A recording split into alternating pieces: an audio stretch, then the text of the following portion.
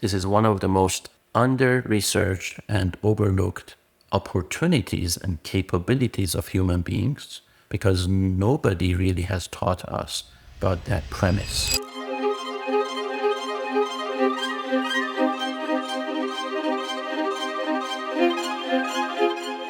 Today, we will be talking about the art of communication.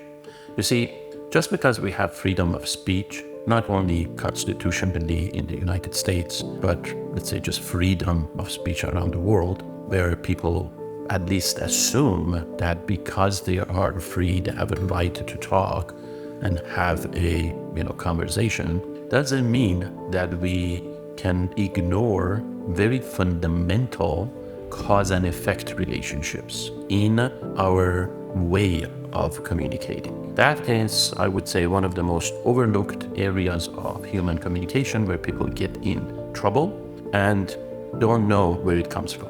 Let me give you a few analogies and questions. It's like food. Just because we have freedom of eating, do we engage in kind of a random type of eating or no?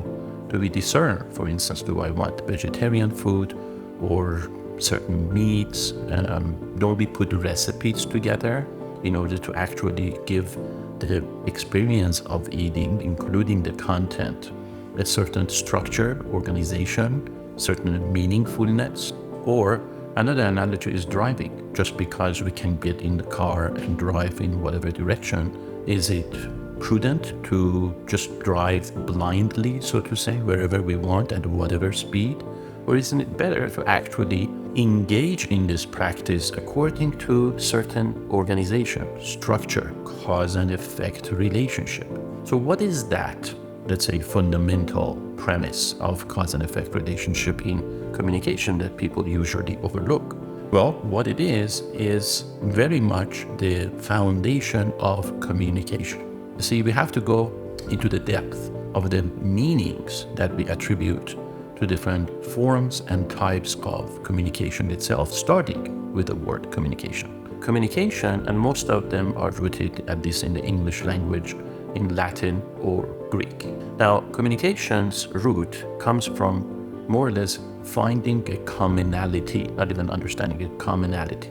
That's where the thought process actually starts. That's the whole philosophy behind people communicating. They ought to find a commonality between themselves. Have you ever thought about that when you communicate or when you report about your own ability or other people's abilities of being able to communicate well? Are they doing that? Are they finding commonality? Or possibly are they simply engaging a monologue, which would be simply endless talking at people, at others, endless delivery of information from their own perspective?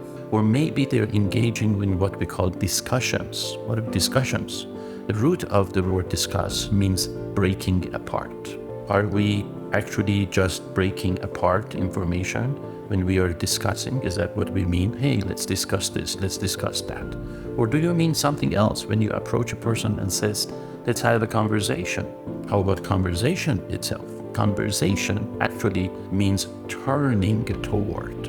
And that it is the ultimate original meaning of it, where people intended to turn toward each other to communicate, finding a commonality between themselves, rather than just discuss or even debate, which, by the way, means to beat down. Is that something that you engage in when you say, hey, we need to debate a certain topic? You're going to beat down other opinions and perspectives? How about arguing? Have you thought about that when you mentioned that you need to come up with certain arguments for certain positions? How dare you argue with me? What do people really mean about that? Well, actually, arguing again means finding excuses, finding reasons for a certain position, for a certain utterance, or kind of a proclamation or logic. Now, lastly, what I would like to bring up from the series of different types and forms of communication that most people actually overlook which is the most effective way of conversing, to communicate and getting to an understanding, is dialogue. Dialogue literally means through meaning. So it is supposed to invite and promote a certain mindset where people come together to arrive at a certain position through meaning making. That is the original understanding of the dialogue. Most of the time, this is exactly what we overlook. Instead of engaging with one another in a form of a dialogue where we can develop a certain understanding with each other through meaning making, we engage in making excuses, bringing up reasons for our own beliefs, aka arguing, engaging in beating down the positions of other parties, possibly demeaning them or humiliating them or diminishing their points, also known as debate. Many times we simply just kind of go around the room and discuss certain things, break things up and down without necessarily even understanding where we are headed. And ultimately, we fool ourselves thinking that we have communicated well. It is time to change that foolishness, I would say, the futility in human conversation. We are wasting our time when we are constantly arguing, debating, discussing, and thinking we are communicating without getting to an understanding. In fact, the method that I call effective dialogue of intimacy, or in general effective dialogue, lends itself based on empirical research and a series of components, building blocks that are designed to bring two opposing or diverse viewpoints to the table together in a fashion that they can actually create a harmonious interaction, helping these different parties, in fact even possibly in groups, arrive at better understanding